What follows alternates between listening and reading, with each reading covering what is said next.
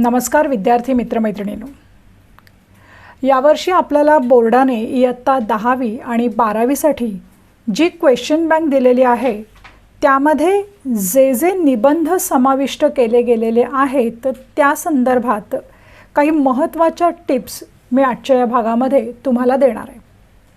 खरं तर 10वी आणि 12वीसाठी तुम्हाला जेव्हा निबंधाचे विषय दिले जातात तेव्हा अर्थातच त्याच्याखाली काही मुद्देसुद्धा दिले जातात आणि म्हणून खरं तर निबंध लिहिणं तितकंसं अवघड नसतं। म्हणजे अगदी एकेका मुद्द्यावर 5-6 ओळी लिहिल्या तरीसुद्धा आपला निबंध तयार होतो। पण मग एवढं केलं तर आपल्याला निबंधामध्ये पूर्ण मार्क्स मिळतात का? तर अर्थातच उत्तर आहे नाही। मग पूर्ण मार्क मिळवण्यासाठी आपल्याला काय करणं आपण गरजेचं आहे किंवा काय अपेक्षित आहे पूर्ण मार्कांसाठी? हा प्रश्न अर्थातच तुमच्या मनामध्ये निर्माण झालेला असेलच आणि त्याचीच उकल आजच्या भागामध्ये मी करणार आहे। निबंधामध्ये जर तुम्हाला पूर्ण गुण मिळवायचे असतील तर या निबंधामध्ये विषयानुरूप आणि त्या आशयानुरूप योग्य अशा कोटेशन्स आपल्याला घालता यायला हव्यात। काही वेळेला इझिली आपल्याला कोटेशन्स मिळू शकतात, थोडंसं गुगलवर सर्च केलं तर कोटेशन्स मिळतात। पण काही विषय असे सुद्धा असतात की ज्यावर कोटेशन्स उपलब्ध नसतात। मग काय करायचं? अगदी सोपं आहे। कवितेच्या 2 ओळी आपण सहज तयार करू शकतो। म्हणजे थोडंसं यमक जुळवलं की 2 ओळी अगदी सहज सुचतात आपल्याला। अर्थात तसा प्रयत्न आपल्याकडनं केला जायला हवा। मग हे अगदीच सोपं आहे। आणि ज्या निबंधामध्ये कोटेशन्स असतात त्या निबंधाला अर्थातच जास्त वेटेज मिळतं, जास्त गुण मिळतात। या कोटेशन्स नेमक्या कशा येणं गरजेचं आहे तेच मी आज एक एक विषय घेऊन तुम्हाला सांगणार आहे। आजचा आपला पहिला विषय आहे तो म्हणजे वाचनाचे महत्त्व। आता इयत्ता 10वीला विषय दिलेला आहे वाचनाचे महत्त्व आणि इयत्ता 12वीला विषय आहे वाचते होऊया किंवा वाचाल तर वाचाल। म्हणजे इयत्ता 10वी आणि 12वी दोघांसाठी सुद्धा हा विषय खूप महत्त्वाचा आहे। आता या विषयामध्ये कोणत्या कोटेशन्स येतील ते बघूया। दिसा माझी काहीतरी ते लिहावे, दिसा माझी काहीतरी ते लिहावे, प्रसंगी अखंडित वाचित जावे। समर्थ रामदास स्वामींचं हे वचन आहे। खरं तर फार वर्षांपूर्वी समर्थ रामदासांनी हे सांगितलेलं होतं आपल्याला। खरं तर ज्या माणसाला वाचनाची आवड आहे किंवा लिखाणाची आवड आहे तो माणूस सगळ्यांपेक्षा वेगळा ठरतो, महत्त्वाचा ठरतो, हुशार मानला जातो। माणसाला वाचनाची आणि लेखनाची आवड असणं गरजेचं आहे। आणि ज्या माणसाला लिहायला आवडतं, वाचायला आवडतं तो माणूस अर्थातच त्या त्या क्षेत्रामध्ये उत्तम अशी कामगिरी करतो। एक चांगला माणूस म्हणून तो ओळखला जातो।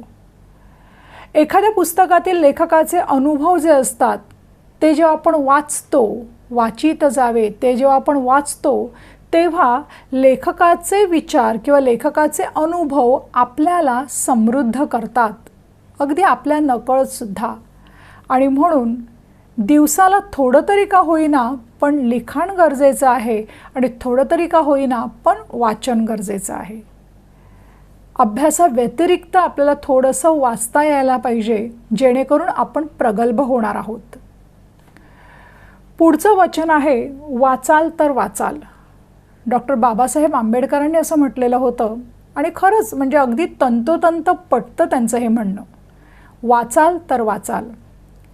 या संसाररूपी भवसागरातनं जर आपल्याला तरायचं असेल तर आपल्याकडे एकमेव मार्ग आहे तो म्हणजे वाचन।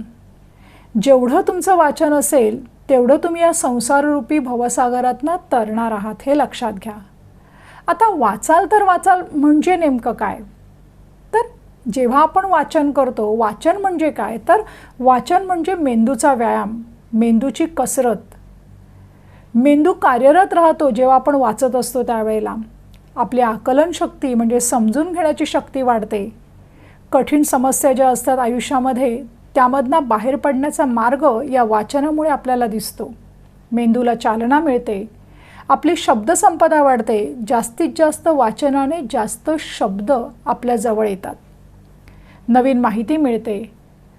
खरं तर आज धावपळीच्या युगामध्ये ऐकण्यासाठी असा कोणाकडेच वेळ नाही आहे, पण या वाचनामुळे आपल्याला दुसऱ्याचं ऐकण्याची सवय लागते, बहुश्रुतता येते, संयम येतो. खरं तर अन्न वस्त्र निवारा या 3 आपल्या मूलभूत गरजा आहेत जगण्यासाठी, पण चांगलं जगायचं असेल तर वाचन ही एक 4थी मूलभूत गरज आहे असं म्हणावं लागेल. पुढचं वचन आहे लोकमान्य टिळकांचं. ते म्हणतात, तुम्हाला तुमचे व्यक्तिमत्व घडवायचे असेल तर वाचन करा. आता इथे लोकमान्य टिळकांनी शब्द वापरलेला आहे व्यक्तिमत्व. व्यक्तिमत्व म्हणजे काय, तर आपलं एकूणच बोलणं, चालणं, समाजामध्ये वावरणं, हे व्यक्तिमत्व खूप महत्त्वाचं असतं. व्यक्तिमत्व म्हणजे आपल्या अंगी असलेल्या सवयी, आपली विचार करण्याची पद्धत, विचार करण्याचा पॅटर्न. आता चांगलं व्यक्तिमत्व असावं असं प्रत्येकाला वाटतं. मग चांगलं व्यक्तिमत्व म्हणजे केवळ चांगलं दिसणं का? अर्थात नाही. चांगलं आचरण, चांगली देहबोली, चांगल्या सवयी म्हणजे हे व्यक्तिमत्व, हे लक्षात घ्या. हे व्यक्तिमत्व घडवायचं असेल, चांगलं घडवायचं असेल तर आपल्याला करायचं आहे ते म्हणजे वाचन. वाचनाची ज्या व्यक्तीला आवड असते ती व्यक्ती अगदी 4 चौघांमध्ये वावरताना आपले मुद्दे अतिशय योग्य प्रकारे मांडू शकते. भाषेवर प्रभुत्व असतं त्या व्यक्तीचं, ज्या व्यक्तीचं वाचन चांगलं आहे त्या व्यक्तीचं. निर्णायक क्षमता त्या व्यक्तीकडे खूप चांगल्या प्रकारे आलेली असते. जगाकडे तटस्थ पद्धतीने, तटस्थ भूमिकेतून बघण्याची नजर हे वाचन त्या वाचकाला देतं. आणि म्हणून लोकमान्य टिळक म्हणतात, तुम्हाला तुमचं व्यक्तिमत्व घडवायचं असेल तर वाचन करा. स्वर्गापेक्षा मी चांगल्या पुस्तकांचे स्वागत करीन, कारण जिथे पुस्तक असते तिथे स्वर्ग निर्माण होतो. किती छान पद्धतीने लोकमान्य टिळकांनी या ठिकाणी विचार व्यक्त केलेत बघा. स्वर्ग आणि चांगलं पुस्तक यामध्ये जर मला ऑप्शन मिळाला तर मी स्वागत कसलं करणार आहे, तर चांगल्या पुस्तकांचं. कारण जिथे पुस्तक आहे तिथे स्वर्ग निर्माण होतो. किती छान विचार मांडलेले आहेत बघा. म्हणून आपल्याला काय करायचं आहे तर जास्तीत जास्त वाचनाच्या, पुस्तकाच्या सानिध्यात राहायचं आहे, वाचते व्हायचं आहे. आणि वाचते झालो तर अर्थातच यश, सुख, समृद्धी, समाधान सगळं काही आपल्याकडे असणार आहे. तर असा हा विषय आहे वाचनाचे महत्त्व.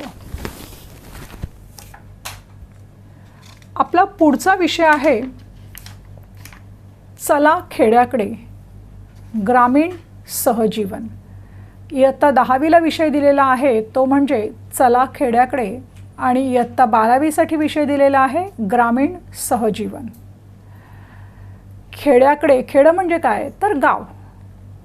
गाव म्हणजे कामानिमित्त मुंबईला आलेल्या चाकरमान्यांच्या मनातील एक हळवा कप्पा, धकाधकीच्या जीवनातून मिळणारा एक हिरवागार ब्रेक म्हणजे आपलं गाव.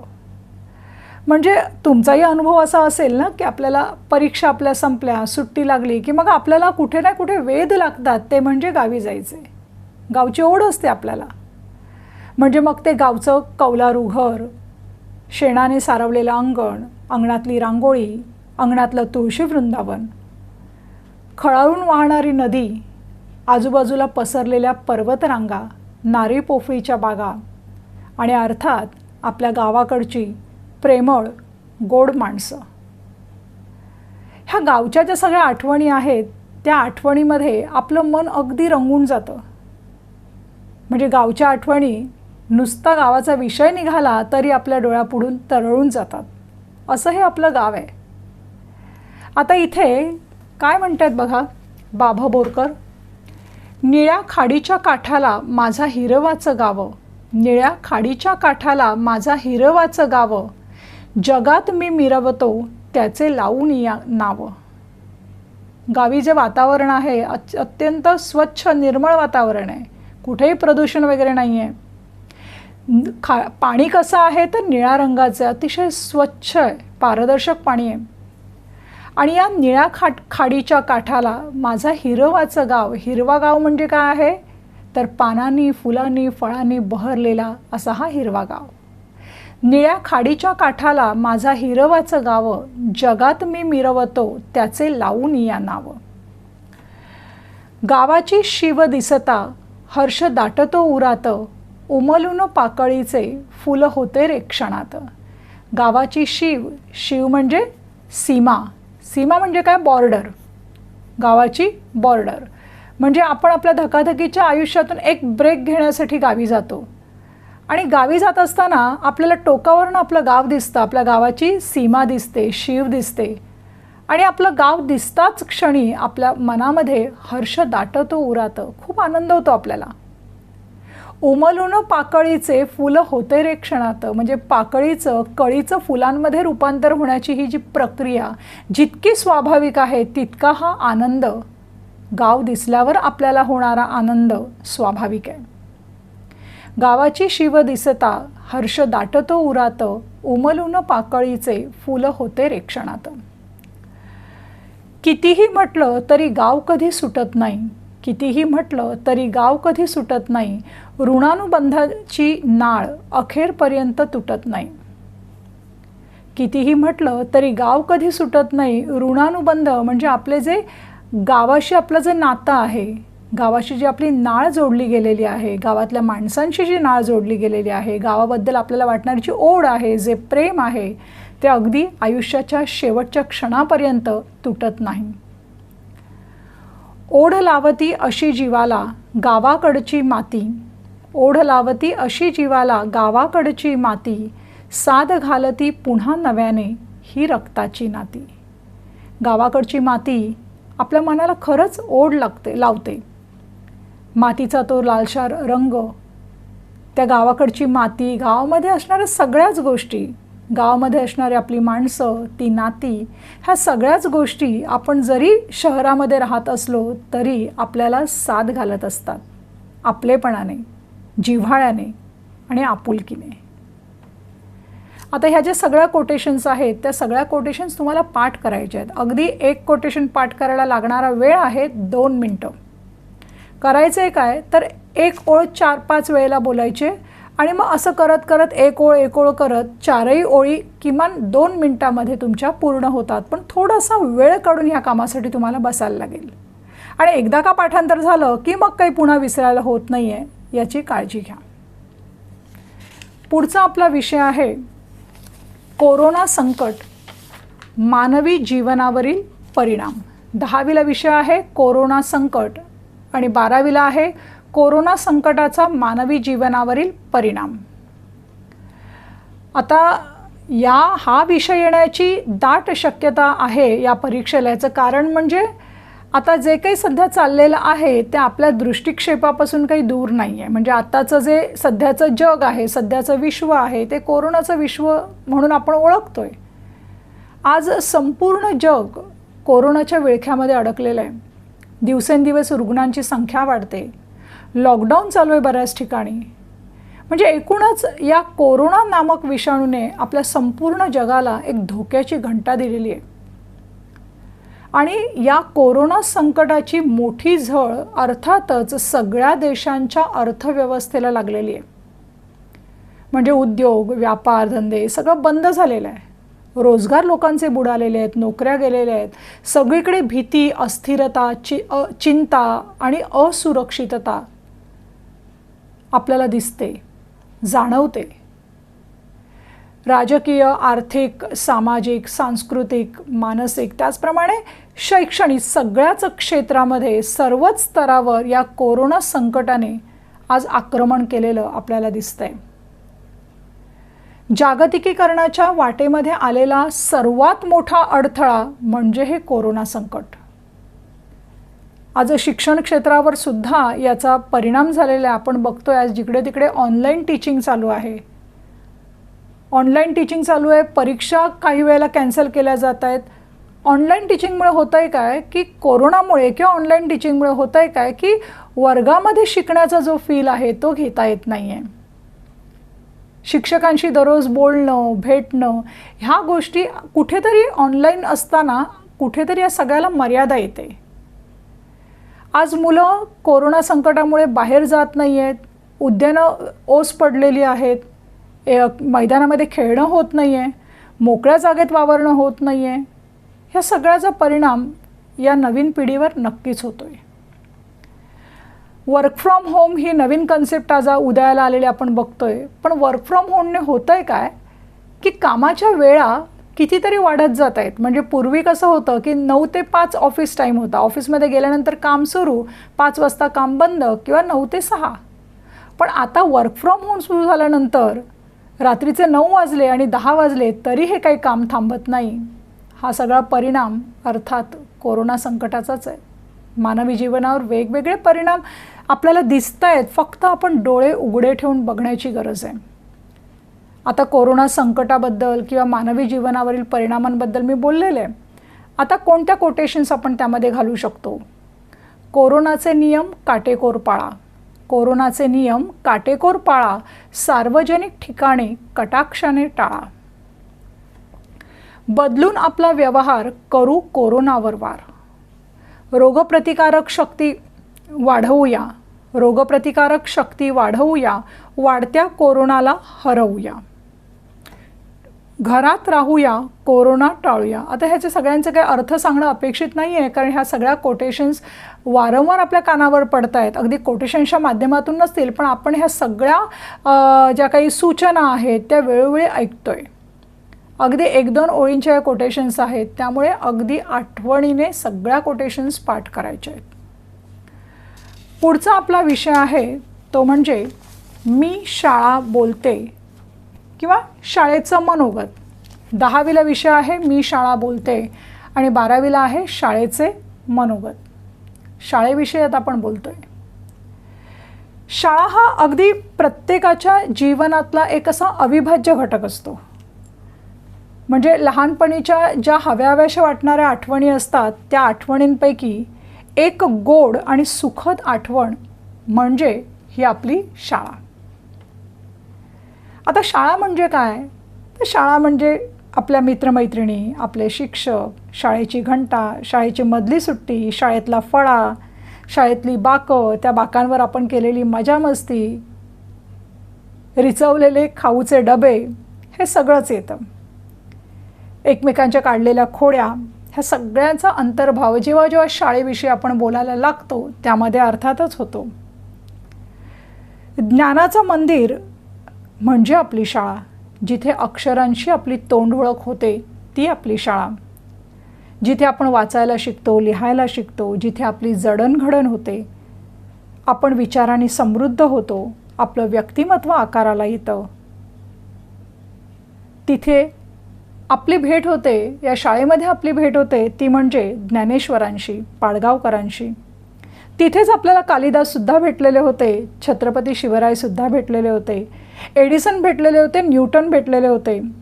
खरं तर शाळेमध्ये प्रवेश करताना आपण सगळीच जणं एक मातीचा गोळा म्हणून प्रवेश केलेला होता. पण बाहेर पडताना मात्र या मातीच्या गोळ्याचं रूपांतर सुंदर शिल्पामध्ये झालेलं आहे. आणि हे सगळं करण्याचं श्रेय जातं ते म्हणजे आपल्या शाळेकडे. आता या शाळेविषयी बघा कोटेशन्स.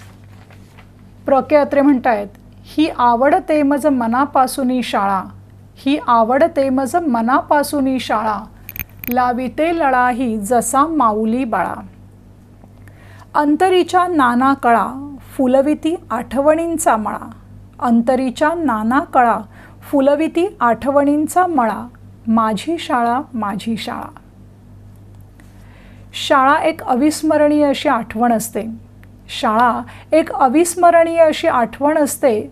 छोट्या मोठ्या अनुभवांची गोड अशी साठवण असते. कितीतरी आठवणी आपल्या शाळेभोवती रुंजी घालत असतात. आठवणींची साठवण असते ही. धन्य धन्य ती शाळा जी देशासाठी तयार करीते बाळा. ही शाळा, जी शाळा मोठमोठ्या पदांवरचे पदाधिकारी घडवते, इंजिनियर्स घडवते, डॉक्टर्स घडवते, आर्किटेक्ट घडवते. धन्य धन्य ती शाळा जी देशासाठी तयार करीते बाळा. अशी शाळा, या शाळेचं मनोगत आपण या कोटेशन्सच्या मदतीने आपल्या शब्दांमध्ये मांडायचे, शब्दबद्ध करायचे. पुढचा विषय आहे पाणी हेच जीवन. आणि 12वीला हा विषय दिलेला आहे तो म्हणजे जलव्यवस्थापन या नावाने. जलम एव जीवनम असं संस्कृतमध्ये म्हटलेलं आहे. कारण आपल्या सगळ्याच सजीवांचं जीवन हे सर्वस्वी पाण्यावर अवलंबून आहे. पाणी खूप महत्त्वाचं आहे आपल्यासाठी. आपल्या आरोग्याच्या दृष्टीने अत्यंत महत्त्वाचा असा हा घटक आहे. शहरीकरण, औद्योगिकीकरण यामुळे पाण्याची समस्या आज खूप बिकट होत चाललेली आहे. आणि हे आपण सगळेजण बघतोय. म्हणजे बऱ्याच ठिकाणी खेड्यापाड्यामध्ये जर तुम्ही बघाल तर पिण्याचं पाणीसुद्धा या मंडळींना मिळत नाही आहे.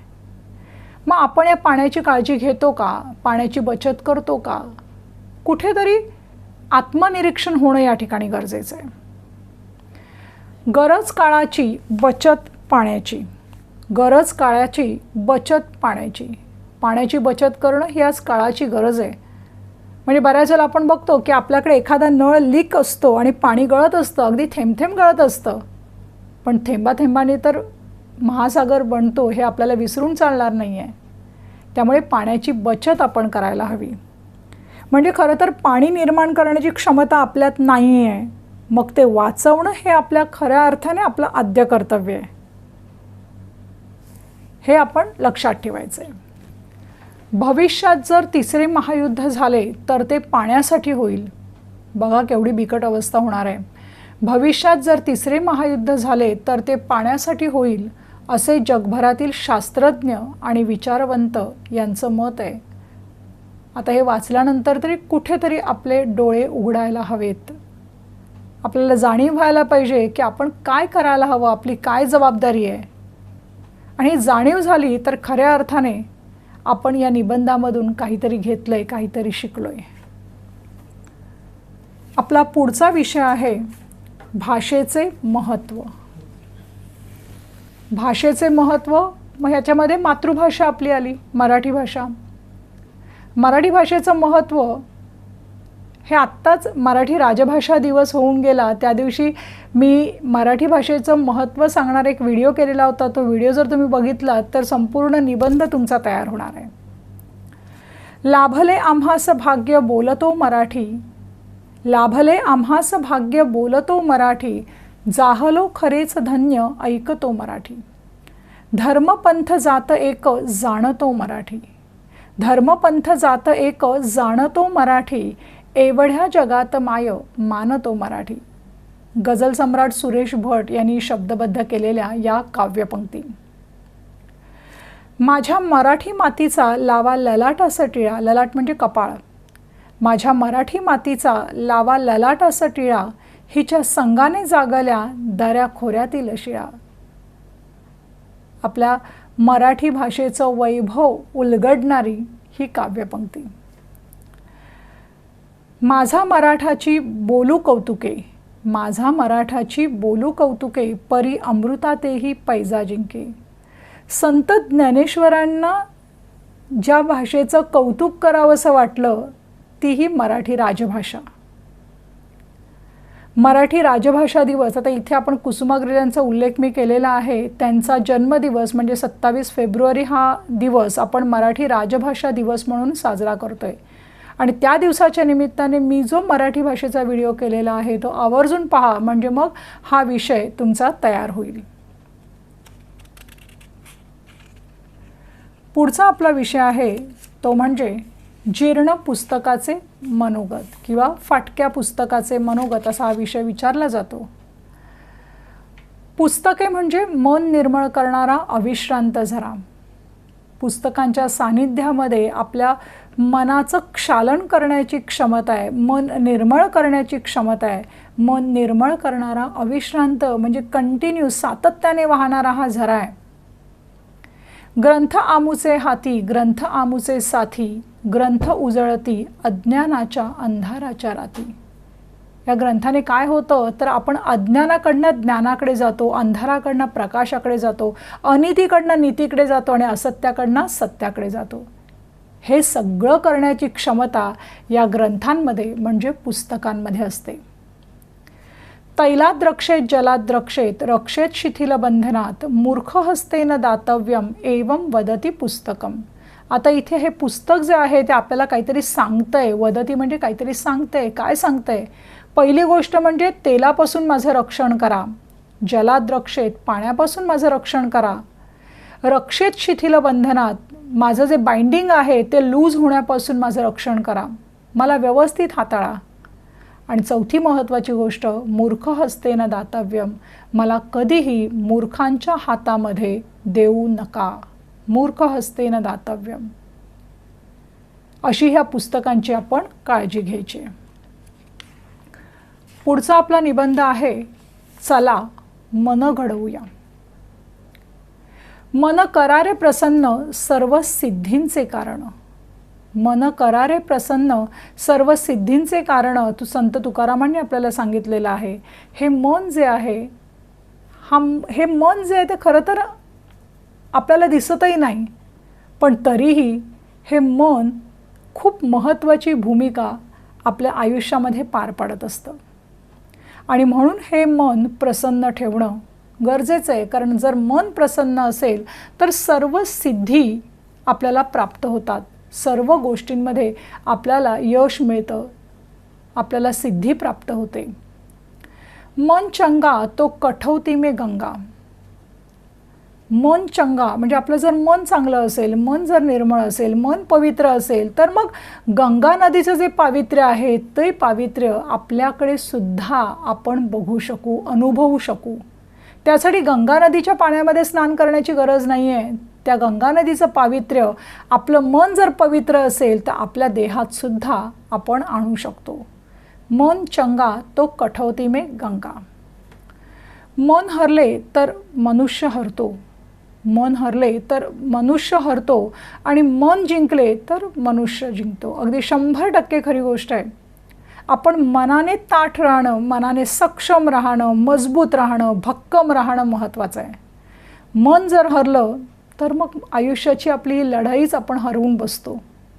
आणि जर मन आपलं जिंकलं तर नक्की मनुष्य जिंकतो. त्यामुळे या आपल्या मनाला सकारात्मक इन्स्ट्रक्शन्स द्या. सकारात्मक इन्स्ट्रक्शन्स दिल्या की मग सकारात्मक गोष्टी आपल्या आयुष्यामध्ये हे मन अगदी आठवणीने घडवतो.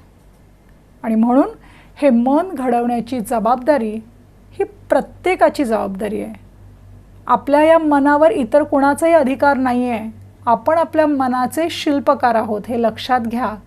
आणि त्याप्रमाणे अतिशय नजाकतीने, ज्याप्रमाणे शिल्पकार एखादं शिल्प घडवतो त्याच नजाकतीने आता आपण आपली जी मनं आहेत ती मनं घडवायची आहेत. त्यासाठी सगळ्या गोष्टी आपण घडवून आणायच्या आहेत सकारात्मक पद्धतीने. पुढचा आपला विषय आहे, अन्नदाता शेतकरी मी. अन्नदाता शेतकरी मी. शेतकऱ्याविषयी या ठिकाणी आपल्याला लिहायचं आहे. खरं तर शेती हा भारतीय अर्थव्यवस्थेचा कणा आहे असं आपण नेहमीच म्हणतोय, अभिमानाने म्हणतोय. पण कितीही अभिमानाने आपण म्हटलं तरी एक गोष्ट जी आहे त्याकडे आपल्याला दुर्लक्ष करून चालणार नाही आहे की अभिमान वाटला तरीसुद्धा तितक्याच अभिमानाने आपण आपल्या शेतीकडे किंवा आपल्या शेतकऱ्याकडे बघत नाही आहोत. तितक्या गांभीर्याने यांच्याकडे बघितलं जात नाही आहे. या शेतकऱ्यामुळे किंवा शेतकरी शेतामध्ये जे पिकवतो त्याच्यामुळे आज आपण जगतोय. आज आपला देह पोसला जातोय. शेतीमुळे आपण जगतोय. कोणताही व्यवसाय जरी आपण करत असलो तरीसुद्धा या काळ्या मातीशी इमान राखणं आणि शेती करणाऱ्या शेतकऱ्याविषयी अखंड कृतज्ञता बाळगणं आज गरजेचं आहे. शेतीमध्ये जर अन्नधान्य पिकलं नाही किंवा शेतकऱ्याने शेतीमध्ये कामच नाही केलं, शेती नाही पिकवली, तर मग आपण शहरामध्ये राहणारी सो कॉल्ड जास्त पैसे कमवणारी माणसं काय खाणार आहोत? म्हणजे मोटारी खाणार आहोत का, सॉफ्टवेअर खाणार आहोत का, बंगले खाणार आहोत का, प्रॉपर्टी? कुठेतरी या मुद्द्यावर प्रत्येकाने विचार करणं गरजेचं आहे असं मला वाटतं. मी तुम्हाला विचार करायला प्रवृत्त केलेलं आहे. विचार करण्याचं काम तुमचं आहे. शेतकरी शेतात जे पिकवतो त्यावरच तुमचे आमचे देह टिकवतो. फमू शिंदेने लिहिलेलं आहे, शेतकरी शेतात जे पिकवतो त्यावरच तुमचे आमचे देह टिकवतो. जय जवान जय किसान, लालबहादूर शास्त्रींनी सांगितलेलं आहे, जय जवान जय किसान. सोसून हाल अपेष्टा भारी, अन्न पिकवी शेतकरी. शेतकरी सुखी तर जग सुखी. अन्नदाता सुखी भव. नेहमी आपण जेव्हा जेवायला बसतो, जेवून झाल्यानंतर अन्नदाता सुखी भव, ज्या शेतकऱ्यामुळे माझ्या ताटामध्ये अन्न मला मिळालेलं आहे, तो शेतकरी, तो अन्नदाता नेहमी सुखी व्हावा, ह्यासाठी प्रयत्न करणं गरजेचं आहे. आणि त्याचसोबत या आपल्या शेतकऱ्याला मानसिक आणि आर्थिक पाठबळ देणंसुद्धा तितकंच गरजेचं आहे. कारण हे जर आर्थिक पाठबळ दिलं गेलं तरच या शेतकऱ्यांच्या होणाऱ्या आत्महत्या कमी होणार आहेत. त्यांच्या आत्महत्या कमी करण्याची जबाबदारी एक स्वतंत्र भारताचा स्वतंत्र नागरिक, जबाबदार नागरिक म्हणून आपल्या प्रत्येकाची आहे. त्यामुळे कुठेतरी या शेतकऱ्याला पाठबळ देऊया.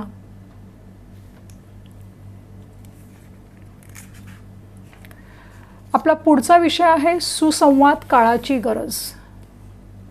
सुसंवाद शब्दांमधनंच बरंच काही कळतंय. बांधा अखंड संवादाचा सेतू.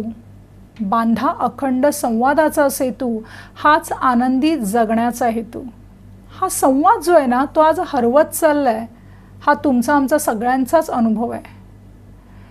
म्हणजे एका घरामध्ये जर आई वडील आणि मुलगा मुलगी जर राहत, एक कुटुंब असेल, कुटुंबामध्ये 4 माणसं असतील आणि संध्याकाळच्या वेळेला जर आपण या घरामध्ये गेलो तर आपल्याला जे दृश्य दिसतं ते असं असतं की एका रूममध्ये एक मुलगा, दुसऱ्या रूममध्ये दुसरी मुलगी, तिसऱ्या रूममध्ये नवरा आणि चौथ्या रूममध्ये बायको. संवाद कसा होणार?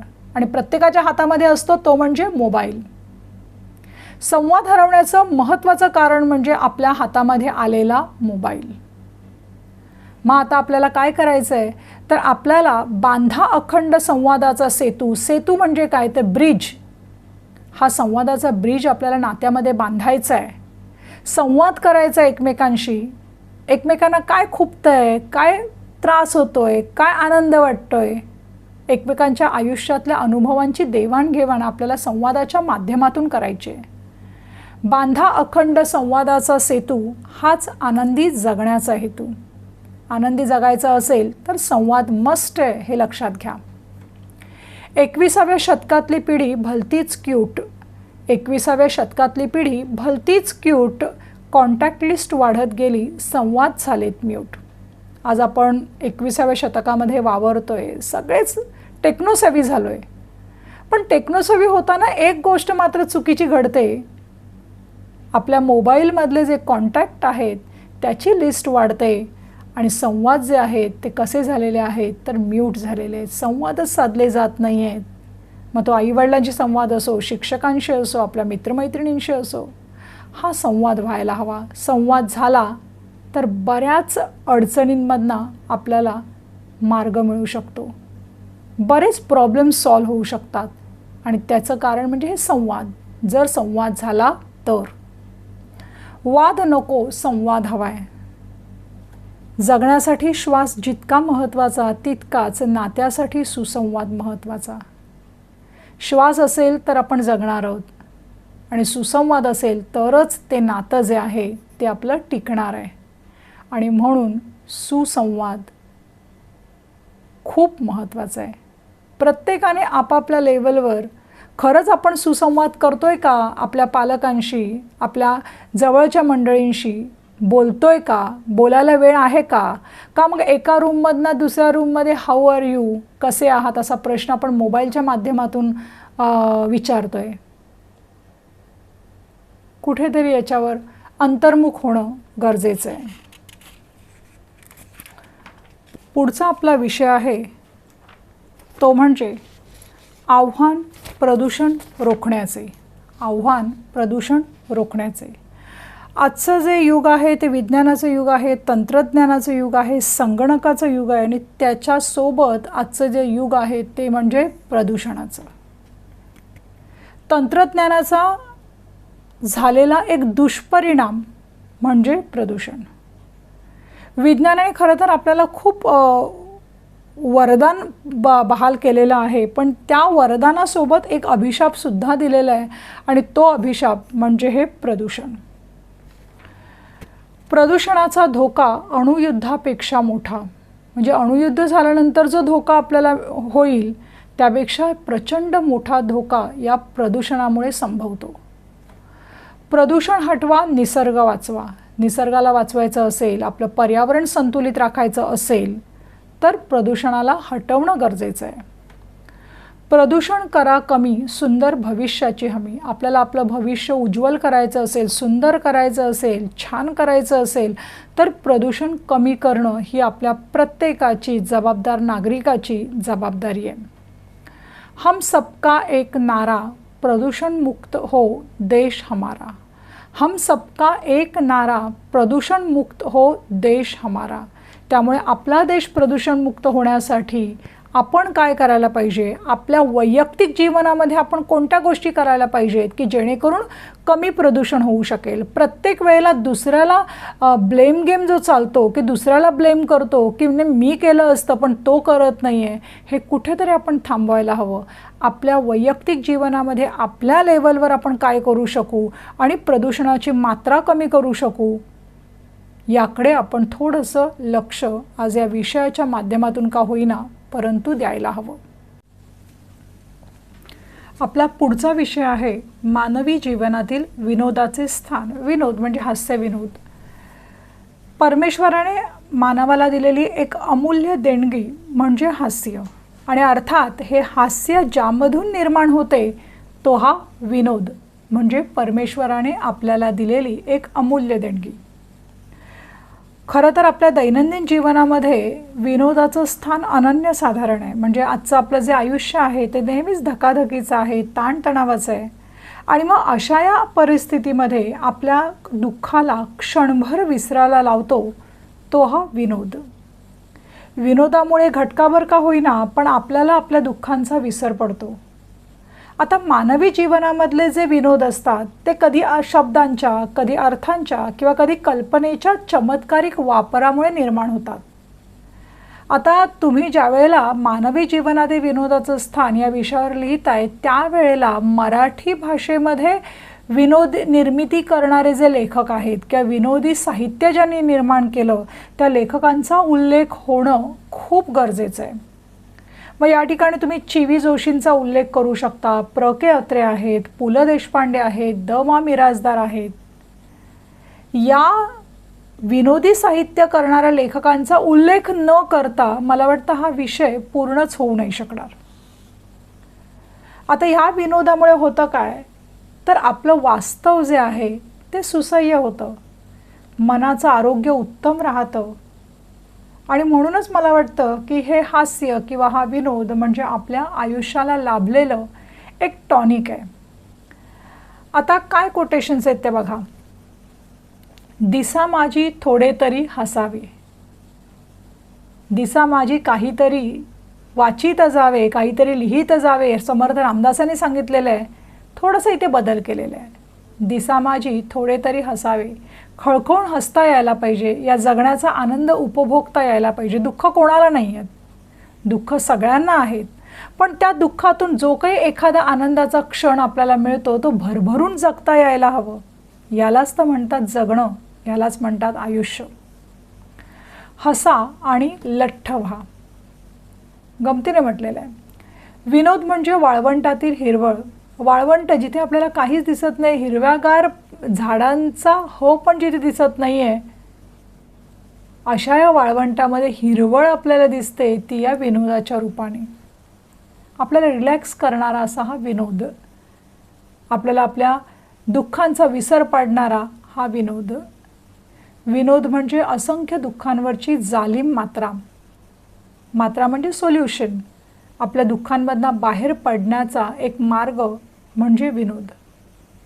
त्यामुळे दुःख कुरवाळत बसू नका. दुःख प्रत्येकाला असतात. त्या दुःखांमधनं बाहेर पडण्याचा मार्ग शोधा आणि हा मार्ग आपल्याला उपलब्ध असतो तो म्हणजे विनोदाच्या माध्यमातून. विनोद म्हणजे असंख्य दुःखांवरची जालीम मात्रा. पुढचा विषय आहे माझा आवडता संत. 10वी आणि 12वीच्या दोनही परीक्षांना अपेक्षित असलेला असा हा विषय आहे, कारण अभंगवाणी संतवाणी 10वीला सुद्धा आहे, 12वीला सुद्धा आहे. 12वीला भारूड आहे, 10वीला अंकिला मी दास तुझा, योगी सर्व काळ सुखदाता या अभंगवाणी दिलेल्या आहेत. त्यामुळे हा विषय अगदी एक्सपेक्टेड आहे. जे का रंजले गांजले त्यासी म्हणे जो आपुले, तोची साधू ओळखावा देव तेथेची जाणावा. संत म्हणजे कोण? संत कोणाला म्हणावं हा प्रश्न नेहमीच आपल्या मनामध्ये निर्माण होतो. जे का रंजले गांजले, आपल्या समाजामध्ये जी मंडळी रंजलेली आहेत, गांजलेली आहेत म्हणजे त्रासलेली आहेत, काही व्याधींनी त्रासलेली असतील, आर्थिक परिस्थितींनी संकटांनी त्रासलेली असतील, त्यांना जो आपलं म्हणतो तोच खऱ्या अर्थाने साधू आहे आणि तोच खऱ्या अर्थाने देव आहे, अशी ही संतांची व्याख्या या ठिकाणी केलेली आहे. जे का रंजले गांजले त्यासी म्हणे जो आपुले, तोची साधू ओळखावा देव तेथेची जाणावा. ज्ञानदेवे रचिला पाया, तुका झालासे कळस. समाजोद्धाराचं मंदिर जे बांधलं गेलं, संत संप्रदायाची सुरुवात कुठून झाली तर ज्ञानदेवे रचिला पाया या समाजोद्धाराच्या मंदिराचा पाया रचलेला आहे कुणी तर ज्ञानदेव माऊलींनी.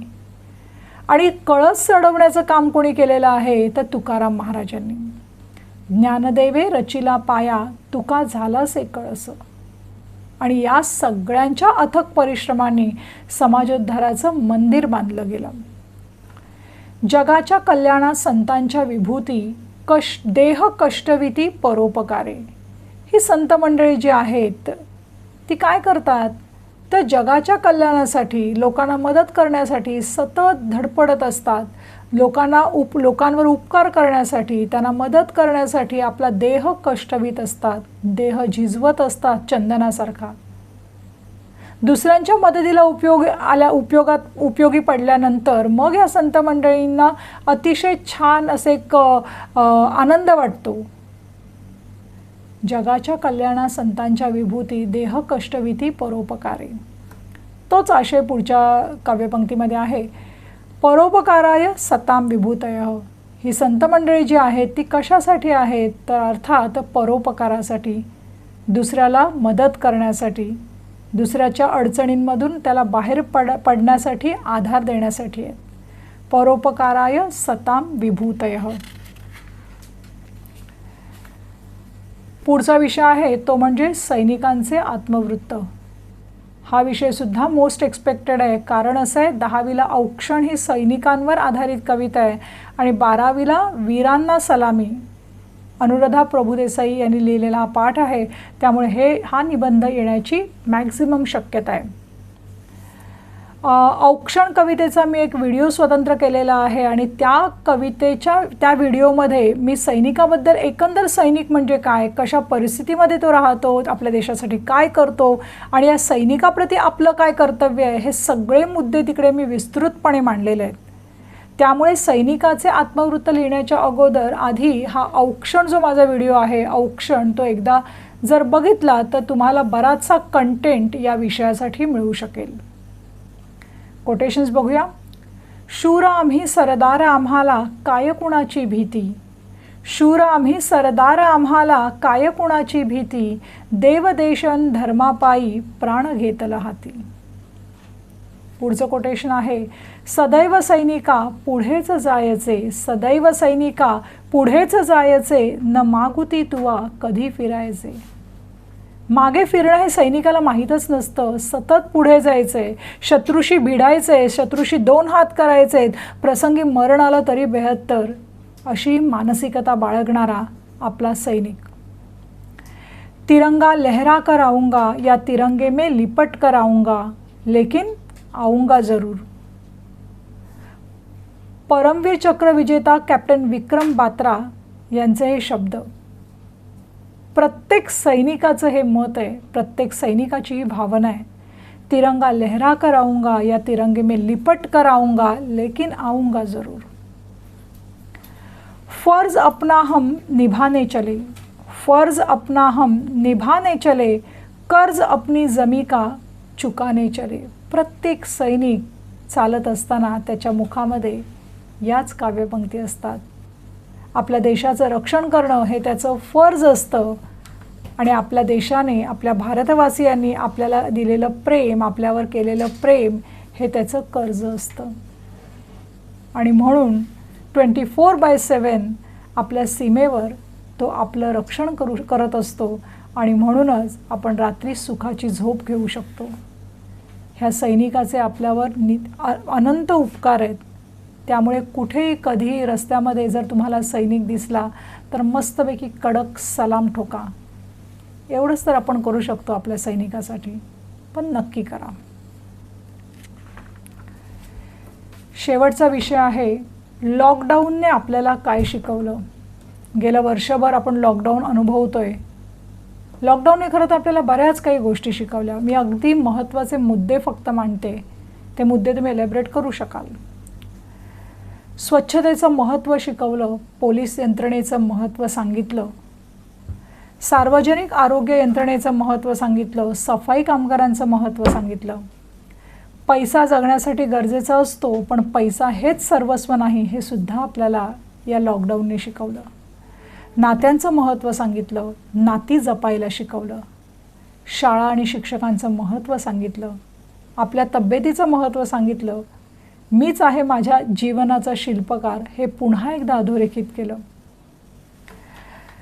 तर मित्रमैत्रिणींनो, कसा वाटला आजचा विषय आणि माझा व्हिडिओ आणि माझ्या कोटेशन्स या सगळ्या गोष्टी जर तुम्हाला आवडलेल्या असतील तर नक्की लाईक करा, सबस्क्राईब करा आणि हो, आपल्या मित्रमंडळींसोबत शेअर करायला मात्र अजिबात विसरायचं नाही आहे. पुन्हा भेटूया अशाच एका विषयासह.